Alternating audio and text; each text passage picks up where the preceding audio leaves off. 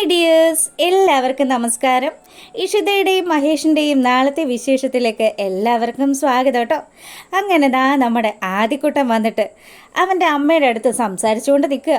എന്തായാലും ആകാശെങ്കിൽ അമ്മയുടെ അടുത്ത് നല്ല രീതിയിലൊന്നും അല്ല നിൽക്കുന്നതെന്ന് എനിക്ക് ഇന്നലത്തെ കൊണ്ട് മനസ്സിലായി.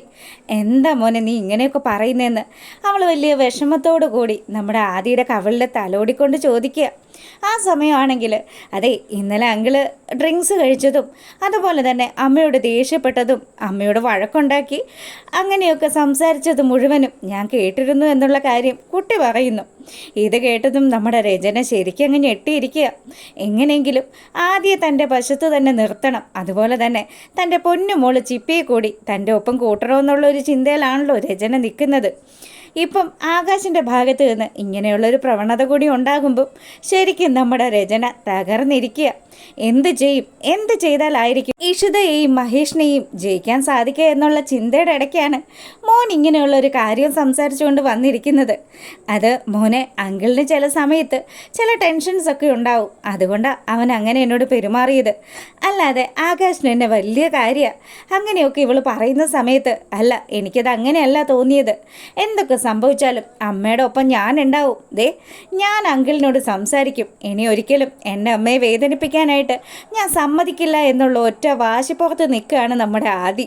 അത്യാവശ്യം സ്ട്രോങ് ആണല്ലോ. അച്ഛനോടും അമ്മയോടും ഒക്കെ നല്ല രീതിയിൽ മറുപടി പറയുന്ന ഒരു കുട്ടി തന്നെയാണ് നമ്മുടെ ആദി. അതുകൊണ്ട് തന്നെ അവൻ ആ ഒരു രീതി തന്നെ ആകാശിൻ്റെ അടുത്തും എടുക്കാൻ തുടങ്ങുകയാണ്. അപ്പോൾ രചനയുടെ വളർത്തുഗുണം തന്നെ എന്തായാലും രചന ശരിക്കും അങ്ങ് പേടിച്ചിരിക്കുക. പിന്നീടാണെങ്കിലോ മോനെ ആദി, നീ പോയി ബ്രേക്ക്ഫാസ്റ്റ് കഴിക്ക്, സമാധാനപരമായിട്ട് ഇരിക്കുക. എന്നിട്ട് അതിന് ശേഷം അങ്കിളിനോട് അമ്മ ഒന്ന് സംസാരിച്ച് നോക്കാം. അത് കഴിഞ്ഞിട്ട് എൻ്റെ മോൻ എന്താണെന്ന് വെച്ചാൽ തീരുമാനിച്ചോളാൻ പറഞ്ഞ് രചന അവിടുന്ന് പോവുക. അങ്ങനെ ഇവിടെ ഈ കാര്യങ്ങളൊക്കെ നടക്കുമ്പോഴാണെങ്കിലോ രചന മോൻ പോയതിന് ശേഷം ആദി പറഞ്ഞ കാര്യങ്ങളെക്കുറിച്ച് ഇങ്ങനെ ആലോചിക്കുക. എന്തൊക്കെ വന്നാലും ആകാശ് തന്നോട് പെരുമാറിയത് വളരെ മോശമായിട്ട് തന്നെയാണല്ലോ. ആ മഹേഷിനെ ഉപേക്ഷിച്ച് ആകാശിൻ്റെ ഒപ്പം കൂടിയതിന് ശേഷം ആകാശ് വലിയ കാര്യത്തിലാണ് തന്നെ നോക്കിയിരുന്നത്. എന്നാലും ചില സമയങ്ങളിൽ ആകാശിൻ്റെ സ്വഭാവത്തിൽ എന്തൊക്കെയോ ചില വ്യത്യാസങ്ങൾ രചനയ്ക്ക് ഫീൽ ചെയ്യുന്നുണ്ട്. അപ്പോൾ അവൾ ആ ഒരു സങ്കടത്തിലൊക്കെ അങ്ങനെ ഇരിക്കുക. അങ്ങനെ ഇവിടെ ഈ കാര്യങ്ങളൊക്കെ നടക്കുമ്പോൾ നമ്മുടെ കുട്ടി ആദി അവൻ്റെ ആകാശങ്ങളുടെ അടുത്തേക്ക് ചെല്ലുക. പുള്ളിക്കാരൻ്റെ അടുത്ത് ചെന്നതും അതെ അങ്കിളെ, എനിക്ക് അങ്കിളിനോടൊരു കാര്യം സംസാരിക്കാനുണ്ട്. എന്താ മോനെ, എന്താ നിനക്ക് എന്നോട് സംസാരിക്കാനുള്ളത്? അതെ അങ്കിള്, എൻ്റെ അമ്മയോട് മോശമായിട്ട് പെരുമാറരുത്. അതെന്താ നീ അങ്ങനെ പറഞ്ഞത്?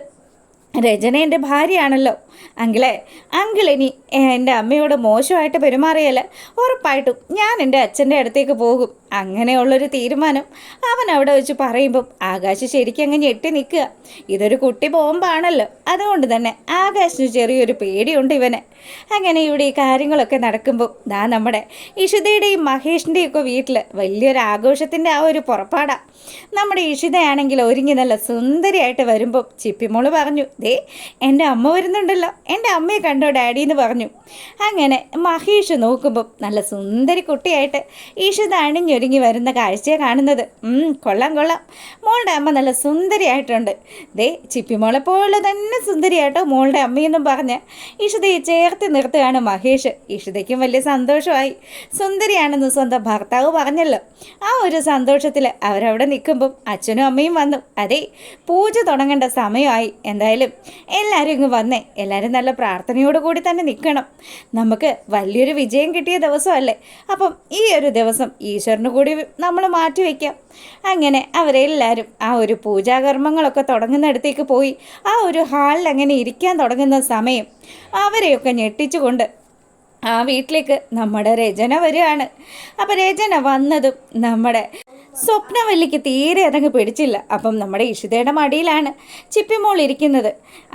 ചിപ്പിമോളുടെ അമ്മ ഇഷിതയല്ലല്ലോ, ഞാനല്ലേ. ചിപ്പിമോളുടെ കാര്യങ്ങളൊക്കെ നോക്കേണ്ടതും ഞാൻ തന്നെയല്ലേ എന്ന് പറഞ്ഞാണ് രചനയുടെ വരവ്. സ്വപ്നവല്ലിക്കാണെങ്കിൽ നല്ല ദേഷ്യവും വരുന്നുണ്ട്. ഇവൾ എന്തിനാ അപ്പം ഇങ്ങോട്ട് വന്നിരിക്കുന്നത്? എൻ്റെ മകൻ്റെ ജീവിതം തകർത്ത് അവനെ വേദനക്കടലിലാക്കിയിട്ട് മുങ്ങിയവളല്ലേ ഇവള്. എന്നിട്ട് ഇപ്പോൾ അതാ വന്നിരിക്കുക. ഇനി എന്താ അവൻ്റെ ബാക്കിയുള്ള സന്തോഷം കൂടെ നശിപ്പിക്കണം. എന്തായാലും ഇവളെ വെറുതെ വിട്ടാൽ പറ്റത്തില്ല എന്ന് പറഞ്ഞ് നമ്മുടെ സ്വപ്നവല്ലി രചനയുടെ അടുത്തേക്ക് പാഞ്ഞു വരികയാണ്. രചന ഒട്ടും പിന്നോട്ടല്ലല്ലോ. രചന പറഞ്ഞു, അതെ, ഞാൻ പറഞ്ഞത് കാര്യമല്ലേ, എൻ്റെ മോളുടെ കാര്യങ്ങൾ ചെയ്യേണ്ടത് ഞാൻ തന്നെയാണ്. അതുകൊണ്ട് ഇഷിത അവിടെ നിന്ന് അങ്ങ് എഴുന്നേക്ക്. ഇതൊക്കെ പറയാൻ നീ ആരാടി? നീ ഈ കുഞ്ഞിനെ ഉപേക്ഷിച്ച് പോയവളല്ലേ എന്ന് ചോദിച്ച് നമ്മുടെ രചനയുടെ കരണം നോക്കി ഒന്ന് അടിക്കാൻ തുടങ്ങുകയാണ് സ്വപ്നവല്ലി. രചന അതിലും നല്ല സ്ട്രോങ് ആയതുകൊണ്ട് തന്നെ സ്വപ്നവല്ലിയുടെ കൈ പിടിച്ച് തിരിച്ചൊടിച്ച് വെക്കുകയാണ്. എന്തായാലും അവിടെ നടക്കുന്ന ആ ഒരു ഫൈറ്റ് സീനും കാര്യങ്ങളും ഒക്കെ കാണുമ്പം ചിപ്പിമോൾ ഉൾപ്പെടെയുള്ള ആൾക്കാരൊക്കെ ഭയന്ന് നിൽക്കുകയാണ്. അപ്പോൾ ഇതൊക്കെയാണ് നാളത്തെ നമ്മുടെ ഇഷ്ടം മാത്രം സീരിയലിൻ്റെ വിശേഷത്തിലുള്ളത്. ഇഷ്ടമായാൽ ഒന്ന് ലൈക്ക് ചെയ്തേക്കുക. എല്ലാവർക്കും നല്ലൊരു ദിവസം.